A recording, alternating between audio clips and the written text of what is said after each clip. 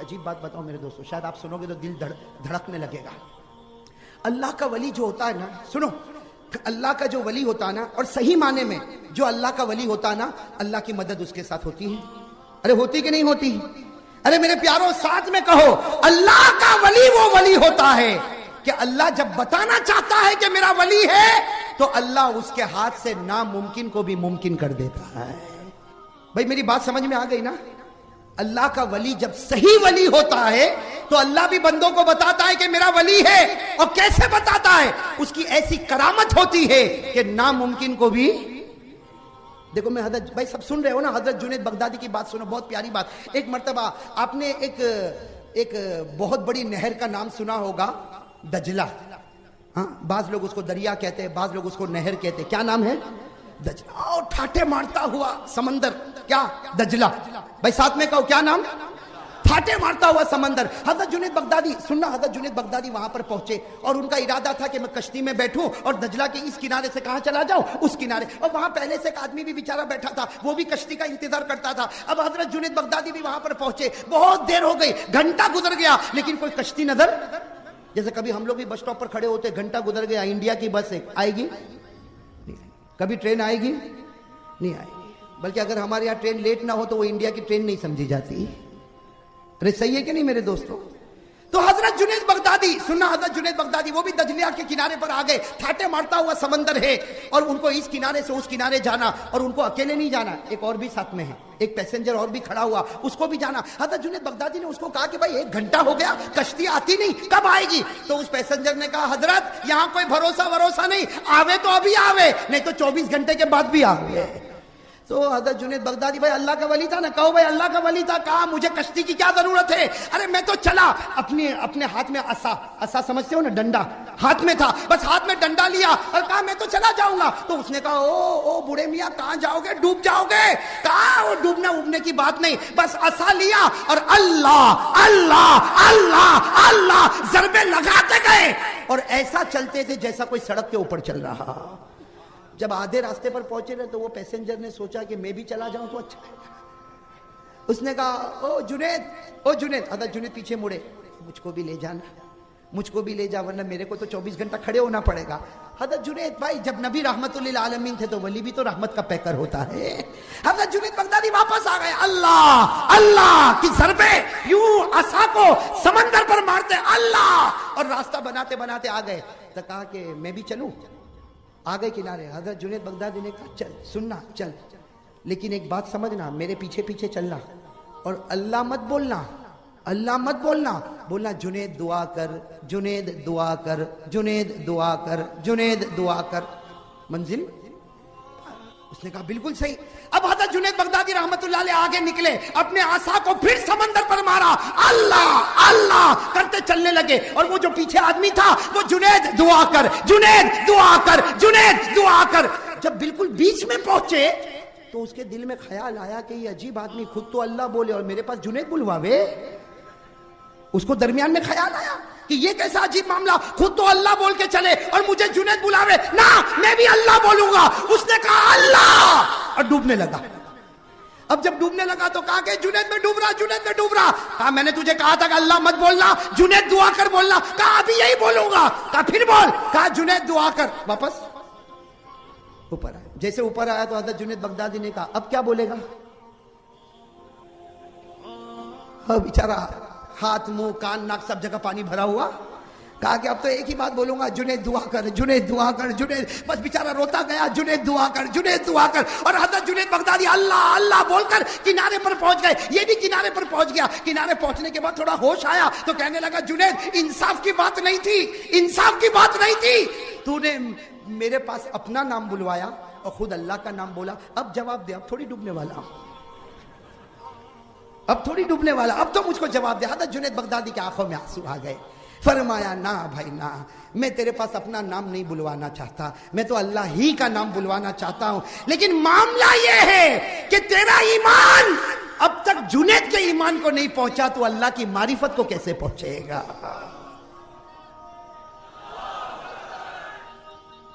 भाई बात समझ में आ गई ना? क्या फरमाया हजरत जुनैद बगदादी रहमतुल्लाह अलैहि ने? फरमाया ए मेरे प्यारे दोस्त, मैं तेरे पास अपना नाम बुलवाना नहीं चाहता, लेकिन मैंने तेरे दिल पर तवज्जो डाली।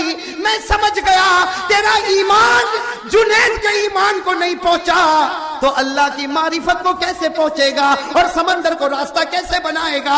हजरत जुनैद ने फरमाया मेरा भाई अल्लाह की मारिफत में डूब जा, अल्लाह की मारिफत में डूब जा, ये समंदर भी खुदा की कुदरत से रास्ता बन जाएगा।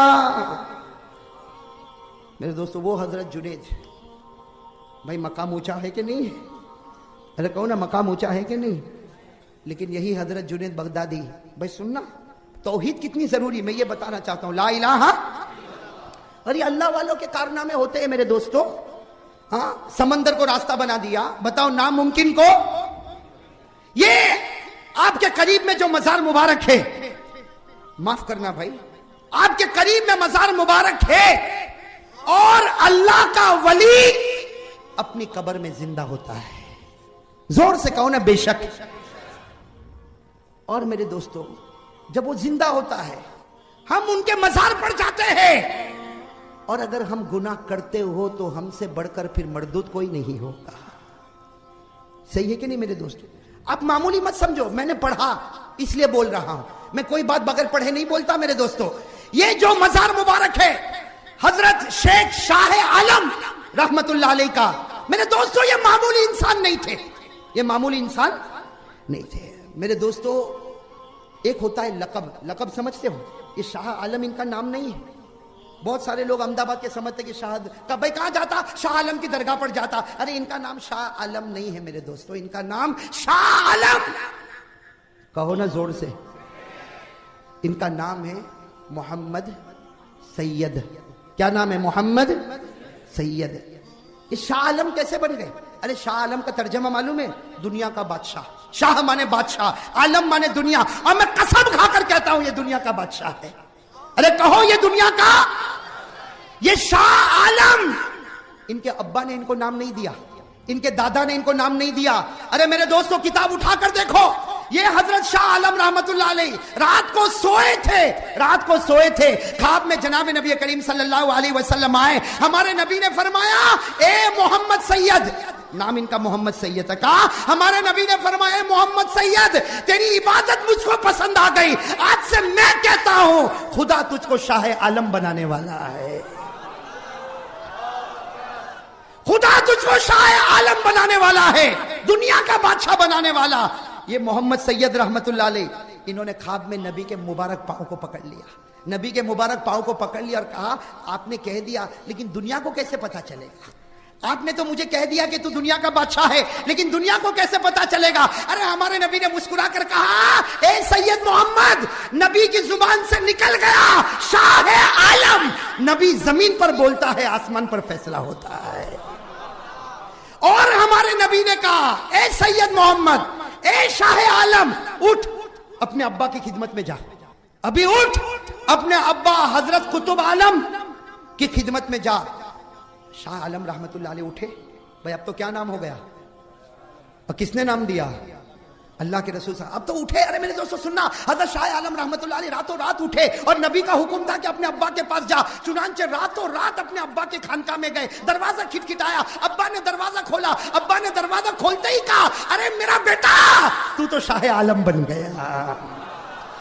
अब्बा ने दरवाजा खोलते ही कहा बेटा तू तो शाह आलम बन गया। कहा अब्बा आपको कैसे पता चला? कहा जिस रास्ते से तुझे पता चला, अगर बेटे को पता चल सकता तो क्या बाप को पता नहीं चल सकता?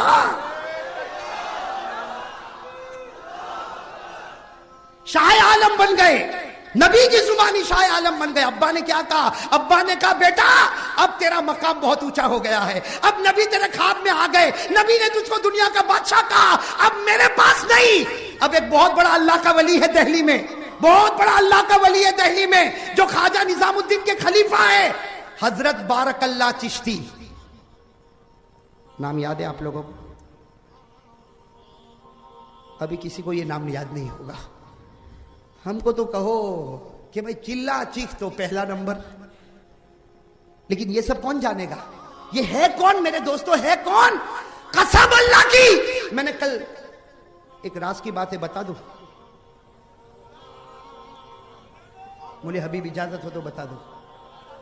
मैं हजरत शाह आलम के बारे में पहले मैंने बहुत पढ़ा था, फिर जमाना गुजरता गया। अब जब मौलाना हबीब साहब ने मुझे कहा कि आपको यहीं पर आना है, तो फिर वो बात ताज़ा हो गई। मैंने फौरन मेरी किताबें खोली कि मैंने किसी ज़माने में लिखा ज़रूर था, इसलिए कि मैं पहले बहुत लिखता था मेरे दोस्तों। मैंने इतना लिखा। आज मैं कह रहा हूँ मेरे दोस्तों, मैंने, अगर आप मेरी सब किताबों को देखो तो नहीं तो 9,500 वर्क हो चुके हैं। मैंने बहुत लिखा। जैसे मौलाना हबीब साहब ने कहा, मैंने किताब को टटोलना शुरू किया, मुझे मिल गया। लेकिन मेरे दोस्तों उस वक्त मोहब्बत थी, अब मोहब्बत ज्यादा हो गई। भाई राज की बात बताता हूं, राज की बात, कसम अल्लाह की, अपनी तारीफ करना नहीं चाहता, अल्लाह हासिर नासिर, तारीफ करना नहीं चाहता। रात को 2 घंटे तक मैं शाह आलम रहमतुल्लाह अलैह के बारे में पढ़ता गया। आज फजर की नमाज के बाद जब मैं सोया तो मैंने शाह आलम को देखा, दाईं तरफ सिद्दीक अकबर को और बाईं तरफ उमर फारूक को बैठा हुआ देखा। मेरे दोस्तों, इससे मुझ जैसे नालायक को यह सबक मिल गया कि शाह आलम ये दुनिया का बादशाह है और रहेगा। इसलिए कि सबकी जुबान गलत हो सकती, लेकिन हमारे आका की जुबान गलत नहीं हो सकती। मेरे दोस्तों, अभी तो मैं आ रहा हूं, मैंने बहुत पढ़ा, उस पर मैं आ रहा हूं। मेरे दोस्तों, ये शाह आलम रहमतुल्लाह अलैह इनके अब्बा के पास गए। अब्बा ने कहा, तू शाह आलम बन गया, तू दुनिया का बादशाह बन गया, अब दिल्ली जा, निजामुद्दीन औलिया के खलीफा शेख बारकल्ला चिश्ती उनकी खिदमत में जा। चुनांचे रातों रात इन्होंने सफर शुरू किया। ये कहां पर गए? दिल्ली गए, ख्वाजा निजामुद्दीन के खलीफा के पास गए, शेख बारकल्ला चिश्ती के पास गए। और मेरे दोस्तों, जैसे शेख बारकल्ला चिश्ती के पास गए, उनकी नजर पड़ी, कहा, ओ भाई तू आ गया, मैं तो कहता हूं दुनिया का बादशाह आ गया। तो इन्होंने वही सवाल किया, ए शेख बारकल्ला, मैं तो तुम्हारा खादिम बनकर आया, आप मुझको शाह आलम कहते हो, मैं तो तुम्हारा खादिम बनकर आया, मैं तो तुम्हारी जूती सीधी करने आया। शेख बारकल्ला ने कहा, नहीं, तू मेरी जूती सीधी नहीं करेगा, कसम अल्लाह की तेरी जूती मैं सीधी करता रहूंगा। इसलिए कि जिसको नबी दुनिया का बादशाह कहे तो वो बादशाह है, तो हम सब उसके गुलाम है। मेरे दोस्तों, अब सुनना, शेख बारकल्ला के पास 6 महीने रहे। कितने महीने? 6 महीने रहे। और चिश्तिया सिलसिले को ऐसा परवान चढ़ाया कि जब वहां से आने लगे, ये अहमदाबाद के 3 दरवाजे है ना भाई, अहमदाबाद के 3 दरवाजे, सुनते जाना, मैं अहमदाबाद का नहीं हूं लेकिन बता रहा हूं। ये अहमदाबाद के 3 दरवाजे में जब बीच का दरवाजा है, जब शाह आलम रहमतुल्लाह अलैह आ रहे हैं और अपने साथ मुरीदों को लेकर आ रहे हैं, जब ये तीसरे 3 दरवाजे के बीच दरवाजे पर आए, वहां एक फकीर बैठा हुआ था। वहां कौन बैठा था? एक फकीर जो पांव से लंगड़ा था, आंख से अंधा था और जुबान से गूंगा था। एक फकीर बैठा था दरवाजे पर, अहमदाबाद के 3 दरवाजों में बीच के दरवाजे पर वो फकीर बैठा था जो पांव से लंगड़ा था, आंख से अंधा था, जबान से गूंगा था। जब शाह आलम आए और अपनी नजर उस फकीर पर डाली है, वो फकीर खड़ा हो गया, उसका पांव भी सही, आंख भी सही, और उसने जोर से नारा लगाया, अहमदाबाद वालों मुबारक हो, दुनिया का बादशाह हमारे बीच में आ गया है।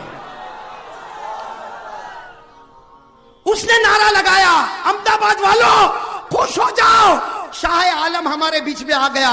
मेरे दोस्तों, जो शाह आलम होगा और नबी की जुबान से होगा, और जब हम उसके सामने बगैर दाढ़ी के जाते होंगे तो कैसी तकलीफ होती होगी।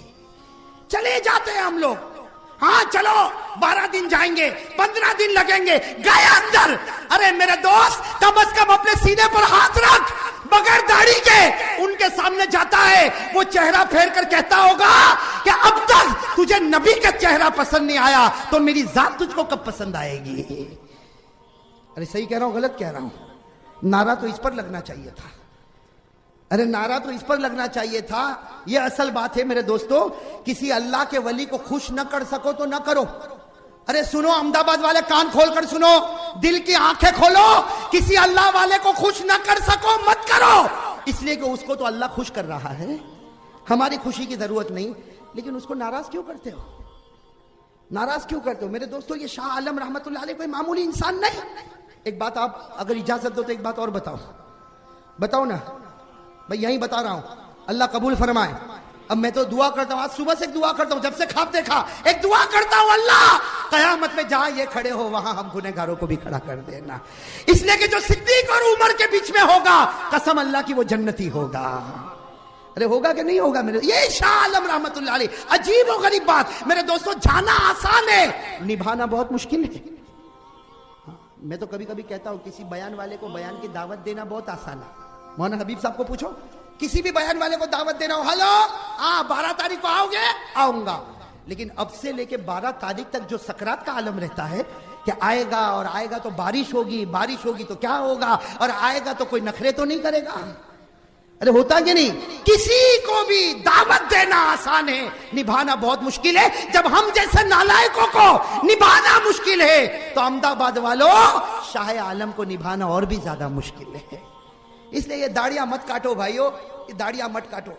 और फिर धूम धड़ाके से अंदर जाता है, कब्रिस्तान खानका के अंदर धूम धड़ाके से अंदर चला जाता है। ओ शाह आलम की दरगाह पे गया, शाह आलम की दरगाह पे गया। अरे अल्लाह का वली, जरा तो सोच, जिसकी दरगाह पे गया वो वलियों का वली है। अगर तेरे से तवज्जो हटा दिया होगा ना यहां पर, तो कयामत में नबी भी तवज्जो हटा देंगे। ये कोई मामूली नहीं है मेरे दोस्तों, ये मामूली नहीं है। मैं कसम खाकर कहता हूं अहमदाबाद वालों, ये शाह आलम का वो मकाम है जो नबियों में हजरत ईसा का मकाम था। अरे कहो ना नारे तकबीर।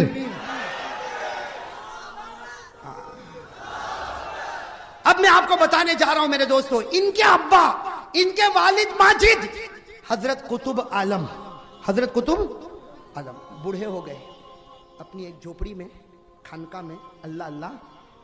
एक दिन सुबह सुबह फजर की नमाज, इनके अब्बा की बात कर रहा हूं, फिर से याद रखना, इनके अब्बा हजरत कुतुब आलम, साथ में कहो हजरत कुतुब आलम, कह दो हजरत कुतुब आलम। अल्लाह इनके सदके हमारी मगफिरत फरमाए, अल्लाह इनके सदके हमको जन्नत नसीब फरमाए। इनके अब्बा हजरत कुतुब आलम फजर की नमाज पढ़ के अपने मुसल्ले पर बैठे थे, किसी ने दरवाजा खिटखिटाया, दरवाजा खोला तो इनके पुराने दोस्त मलिक सैफुद्दीन। अब भाई दोस्त को दोस्त मिले तो कितना अच्छा लगता। हजरत कुतुब आलम खड़े हो गए, ओ दोस्त बड़े जमाने के बाद आया और सुबह सवेरे मेरी याद आ गई। लेकिन वो मलिक सैफुद्दीन धाड़े मार के रो रहे। हजरत कुतुब आलम ने कहा दोस्त सुबह सुबह में आया और रोता, कहा मेरा एक बच्चा अभी 8 महीने का हुआ था, इंतकाल हो गया। कहा इंतकाल हो गया, मैं अभी जनाजा घर में रख के आया हूं। तो हजरत कुतुब आलम ने कहा आऊं जनाजे की नमाज पढ़ाऊं? अरे मैं आऊं और जनाजे की नमाज पढ़ाऊं? वो मलिक सैफुद्दीन ने कहा इसके लिए नहीं बुलाया, इसके लिए तो हमारी मस्जिद का इमाम तैयार है, इसके लिए तो हमारी मस्जिद का इमाम तैयार, इसके लिए नहीं बुलाया। आओ और दुआ करो, तवज्जो डालो। मेरा बच्चा बड़ी तमन्नाओं से आया, आप तवज्जो डालोगे खुदा उसको जिंदा कर देगा। क्या कहा हजरत कुतुब आलम ने, क्या कहा? ना भाई सैफुद्दीन, दोस्त थे ना, कहा भाई सैफुद्दीन बूढ़ा हो गया, अब दुआ में इतनी हिम्मत नहीं और तवज्जो में इतनी जान नहीं, जा मेरे बेटे के पास चला जा, जा मेरे बेटे शाह आलम के पास चला जा। और मैं कसम खाकर कहता हूं उसकी तवज्जो मेरी तवज्जो से भी आगे बढ़ चुकी है। अब वो मलिक सैफुद्दीन, सुनना, मलिक साहब भाई किसी को अपने बच्चे की जान बचानी हो, जो बच्चा मुर्दा पड़ा हो उसको, वो मलिक सैफुद्दीन दौड़ते दौड़ते दौड़ते, भाई वही फजर के बाद का वक्त था, शाह आलम की खानका में आए, शाह आलम की खानका का दरवाजा खिटखिटाया, अंदर गए और अंदर जाकर कहा कि हजरत हजरत मैं आपका गुलाम बन जाऊंगा, मेरा बच्चा मर गया, मैं आपके अब्बा का दोस्त हूं, मेरा नाम सैफुद्दीन है, मेरा बच्चा 8 महीने का मर गया, उसका जनाजा रखा, आप दुआ करो, तवज्जो डालो, मेरा बच्चा। शाह आलम रहमतुल्लाह अलैह ने फरमाया, ओ भाई जिंदगी और मौत मेरी दुआ से कुछ नहीं होगा, मेरी तवज्जो से कुछ नहीं होगा, इसलिए कि जिंदगी देने वाला भी अल्लाह ही, मौत देने वाला भी, मेरी तवज्जो से कुछ नहीं होगा, मेरी दुआ से कुछ नहीं होगा, जा अपने बच्चे को जाके दफन कर दे। ये शाह आलम रहमतुल्लाह अलैह ने कहा जा अपने बच्चे को दफन कर दे, वो कयामत में तेरे लिए गवाही देगा, जा दफन कर दे।